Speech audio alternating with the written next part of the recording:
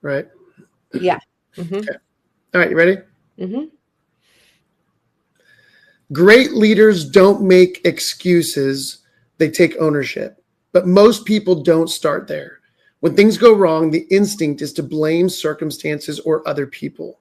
The best leaders break this cycle and take full responsibility for their actions, choices, and impact. Today, we're talking about how to shift from blame to ownership and why that shift changes everything. Hi, I'm Eric Pfeiffer, and I'm here with Dawn Neldon, and we're excited to jump into today's episode.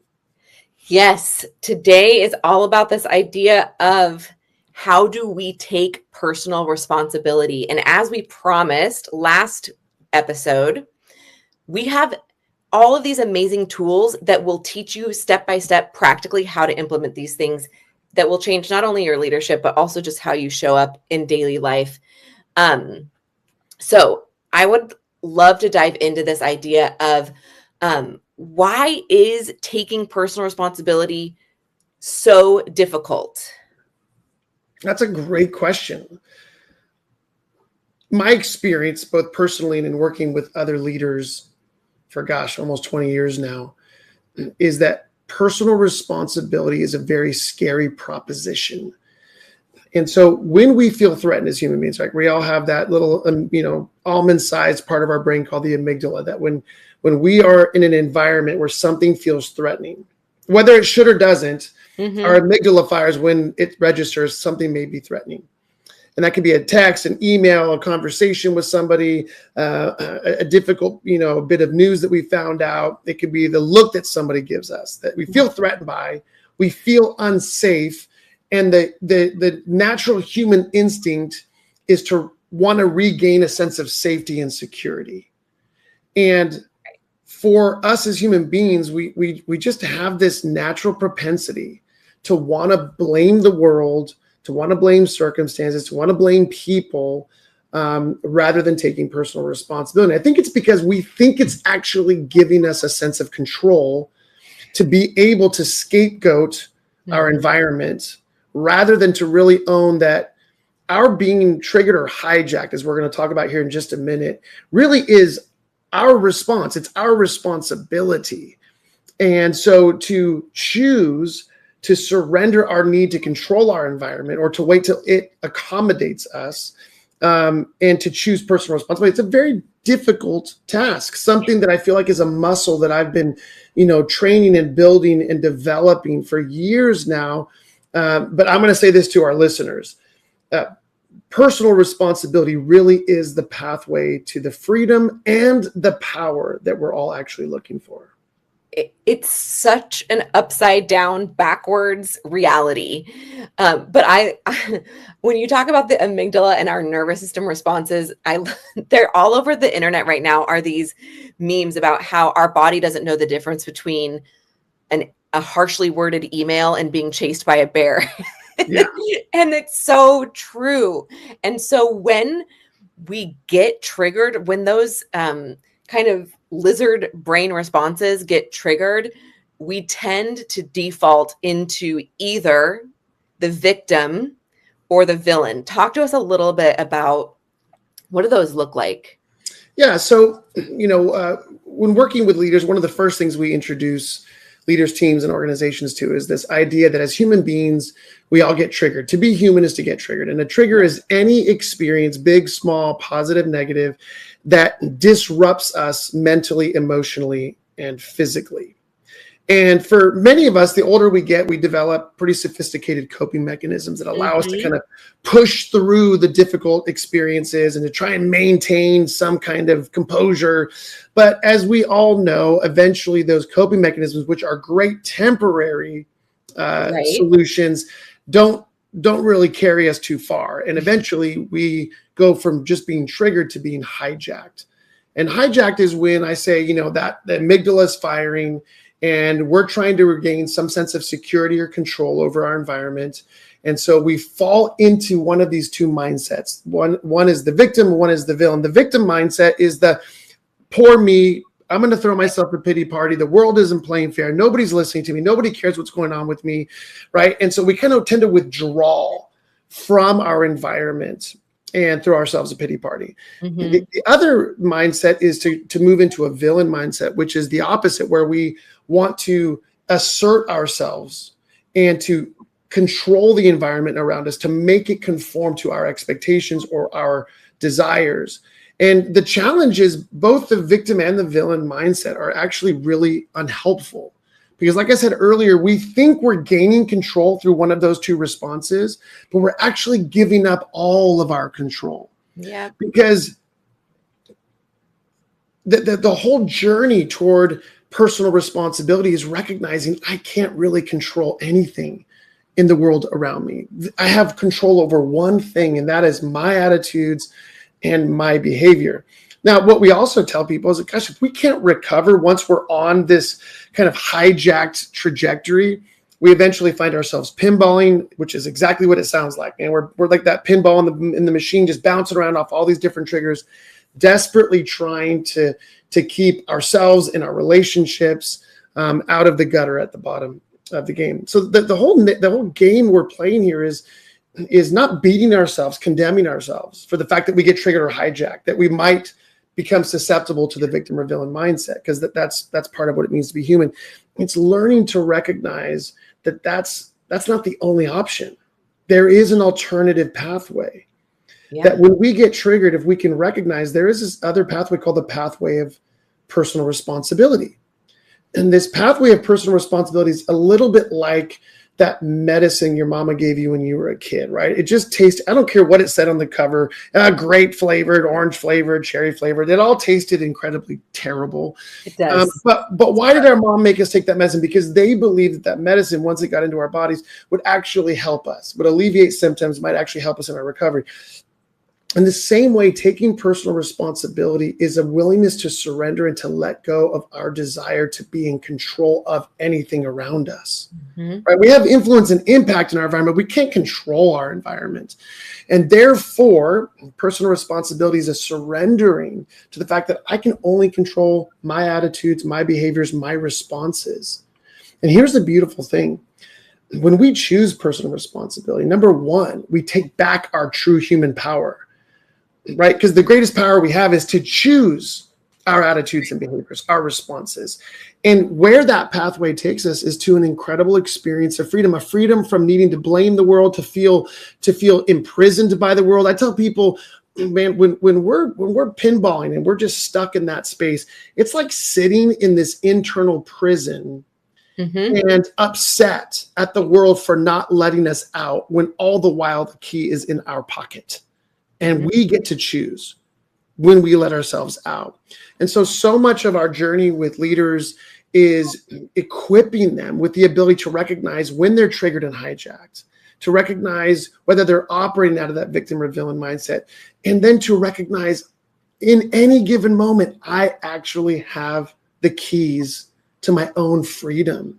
And when we choose personal responsibility, not only do we experience the freedom to be in control of our own lives, but we actually begin to experience the benefits of increased composure, clarity, confidence, all of the qualities that we want to operate, that we know will lead to great decisions and responses, not only for ourselves, but for the people that we're influencing.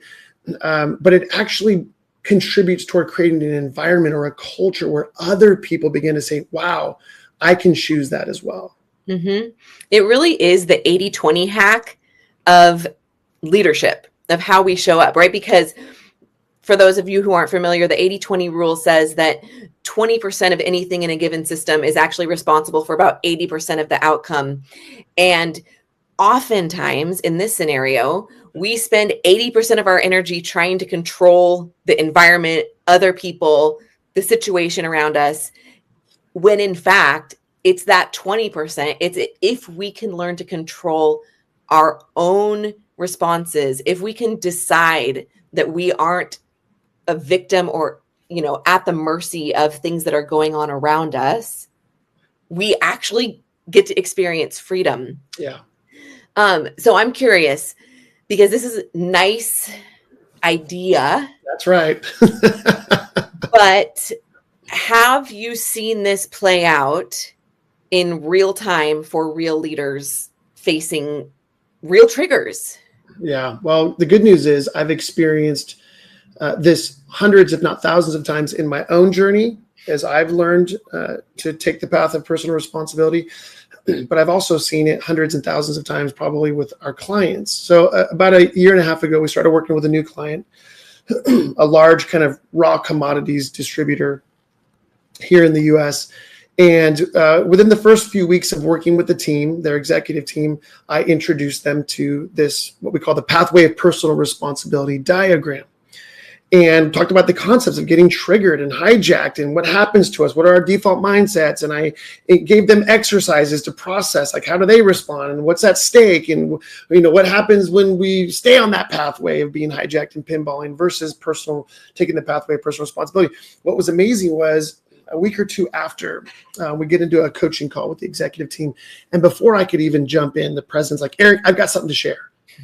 I'm like, oh, what's going on? He's really, really excited. He's like, I got to tell you this story. Like, I'm so excited. I said, what's going on? He said, about a week ago, somebody on our team accidentally sent an email to all of our vendors that also included all of our internal pricing structures, which is a massive, massive error, a genuine mistake. But when that was alerted to the executive team, they called an emergency meeting, and he said as soon as all of them jumped into the same room, it was immediately finger pointing, blaming, projecting responsibility, throwing people under the bus, looking for a scapegoat.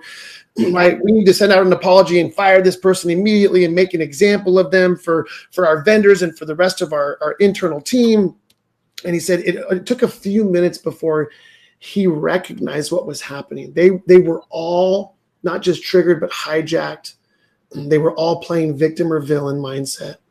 And he just paused through and he said, everybody hold on. We just learned a week or so ago that this is the pathway we traditionally go on when things are difficult, when we run up against challenges. Yeah. He said, instead, what if we took some time right now to practice what we learned from MPWR Coaching? And so he said, instead of us playing the victim or villain, instead of us staying on that hijack path, what if we all just took 30 seconds to think to ourselves, what would it look like for me to take 100% personal responsibility for my part in this experience? Gave them 30 seconds. Then he went all the way around the room asking them, what does that look like for you? And then that person would share. Totally different attitude, totally different tune. He said by the time they were all done sharing, he said not only had the atmosphere in the room radically transformed, not only were they now working together rather than against each other, he said creative solutions just immediately emerged as people were sharing, because they were now more interested in solving a problem together rather than scapegoating one another. Right. Rather than protecting themselves, they were actually looking out for the best interest of one another. And that actually led to an incredible solution that cost them almost nothing, just taking a few minutes to ask, what would it look like if we all took 100% personal responsibility in this moment? And those are the kinds of stories, Dawn, you know this working with our clients, these are the kinds of stories that we see all the time. And not only do they experience these kinds of breakthroughs in their workplace, but then we get to start hearing stories of how they're practicing this in their marriages, with their kids, with their extended family members, with their neighbors. You're just like, wow. Yeah. And the beauty of the pathway of personal responsibility and implementing it on your team is that when everybody chooses to take their own personal responsibility, it means I get to not take responsibility for somebody else's role in this process. Yeah.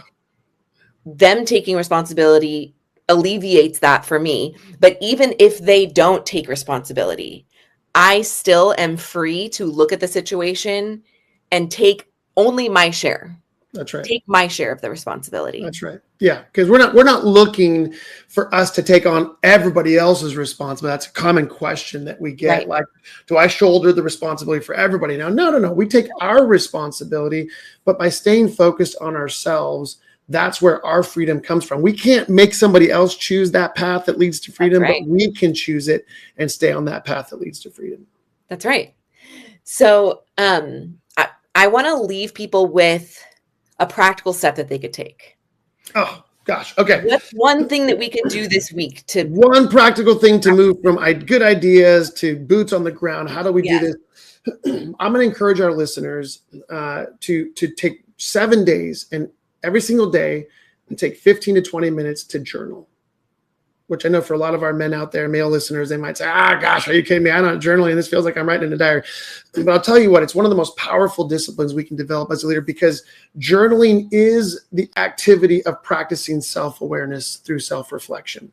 And here's what I simply encourage them to do. Just in your journal, just write down, what were the top 2 or 3 experiences that were most triggering for me today? Mm-hmm. And how did I feel in the midst of being triggered? Next question, did I get hijacked? Did I move into a victim or villain mindset? And practically, what did that look like? Because the victim and villain mindset can be expressed in a lot of different ways through different people and different personalities. But which one did I gravitate toward, and how did that get expressed? Now, here's another question. We're just going to take this deeper. The next question, how can I imagine that having impacted the environment, the other party or parties that were involved in that situation, right? Mm-hmm. All the way to even asking the question, like, when I came home from work today, did I bring that home with me? Because am I still operating out of the victim or villain mindset, right? And how is that impacting my family? And then here's the simple question. What would it look like if I took 100% personal responsibility for my attitudes, my behaviors, and my responses? And here's the amazing thing, Dawn, when we slow down and we kind of can get away from the immediate intensity or the emotions of what we've experienced, it's very rare that our listeners, when they really reflect on that question, aren't going to come up with some brilliant answer. When we simply ask ourselves, what would it look like for me to take 100% personal responsibility? What's within my control? What can I actually do about this? What would it look like for me to be an asset, not a liability? What would it look like for me to serve my environment, to look out for the best interest of all parties involved, rather than just trying to save my own neck? And if we would just do that on a daily basis, I can promise our listeners they would begin to see radical personal transformation within just a few short days. Without a doubt. And the beauty of this tool and what you're challenging them to, Eric, is that if they actually took that time to write down what they were triggered by and what that felt and looked like for them, they're going to start to see some really common patterns coming up. And then you get to kind of hack your own system. That's when you realize that you are being triggered and you feel that tightness in the chest, or for me, my teeth get cold. What? I've never heard that before. That's how I describe it. But like the back of my teeth like start to hurt when I get triggered and I start to feel anxiety. And as soon as I feel that is the indicator for me of, okay, I need to pause. I need to look at what's going on. What just happened that caused that response, and what do I need to do as a result? It's a game changer. And let me just add something really quick. I think what you just said is so important. I want our listeners to hear this, that the discipline of journaling or practicing self-reflection and self-awareness is just simply becoming more aware of how we respond in moments when we probably are unaware, because we all have blind spots. And so just by becoming more aware, you said hack, but this is part of the way we upgrade our operating system. Right. Is that we realize, gosh, I've been running this old program in the past where I get angry and I lose my cool and I yell at people, or I become really aggressive, or I become passive aggressive and I turn to sarcasm and biting comments and kind of inappropriate joking, or I become passive and I just withdraw from any situation. But that is the process by which we make these upgrades. Now, here's just one last little part I want to make sure our listeners hear. Most people, when we're first learning this, don't realize where they are on either pathway until they're far enough down the hijacked pathway. That's right. And what I want to encourage our listeners is that's okay, because the beginning of personal responsibility is just simply recognizing when we are on that trajectory, when we're hijacked, when we're defaulting to negative attitudes and behaviors. And then from that point to remember that it's our choice. It's in our power to choose personal responsibility. And that choice is what we call our leadership recovery rate. Just like when I was an athlete in my younger years, like we're talking a lot of years ago, our coaches would make us do endless wind sprints, which I thought were ridiculous. And I asked my coach one day, why don't we do all these sprints? Why don't we just run while we're playing? I played soccer, and I just thought, why don't we just get our running in while we're, do enough running while we're playing the game. Yeah. Why are we just running 100-yard sprints, every 30 seconds? It feels ridiculous. And he said, because at the end of the game, when everybody's tired, especially the opposition, I need your recovery rate to be such that you can catch your breath and do another sprint when that person is lagging. And that became for me this powerful analogy for me as a leader. I want to be the kind of leader that under increasing pressure, right? When everybody else is kind of folding under that pressure, everybody else is kind of defaulting to these negative attitudes and behaviors, that I still have the stamina and the endurance to be able to bring the best version of me to that situation. And that's what we call the leadership recovery rate. And the more we practice what we're talking about here today, it increases our recovery rate. So it takes us less time to recover from difficult triggers so that we can get back to playing our best game. That's right. And I also want to not forget to mention this. All of these tools that we're describing here are very visual tools. And so I want to direct all of our listeners to the notes for this episode, because we're going to drop in there the tool that you can download with some of those questions that Eric just brought up for you to really make this a practical way that you can dig in and learn how to upgrade your leadership operating system. We also, in the show notes, we're going to have our mini course that's available to you for free. It's 5 shifts to become the leader that you wish you had. And that is available to all of our listeners. Head to the show notes and you will see links to get access to those 2 documents, which are going to be incredibly helpful to you in this process. Next episode, Eric, we are going to be looking at emotional intelligence and why it is a leadership superpower. Love it. Can't wait. So we'll see you guys next time.